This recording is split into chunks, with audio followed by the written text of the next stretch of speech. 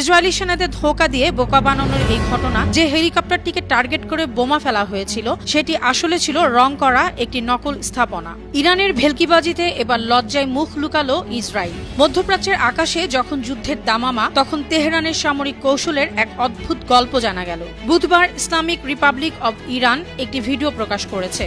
ভিডিওতে দেখা গেছে ইরানের আকাশে উঠছে ইসরায়েলি যুদ্ধবিমান। আকাশ থেকে লক্ষ্য করে গোলাবর্ষণ করা হচ্ছে স্থলভাগে দাঁড়িয়ে থাকা একটি হেলিকপ্টারের দিকে। হামলার পরই বেরিয়ে আসে চমকে দেওয়ার মতো তথ্য।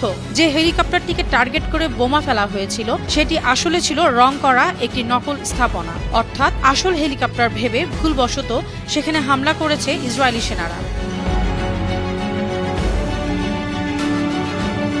ইসরায়েলি সেনাদের ধোঁকা দিয়ে বোকা বানানোর এই ঘটনা ইতিমধ্যেই নেট দুনিয়ায় তোলপাড় সৃষ্টি করেছে।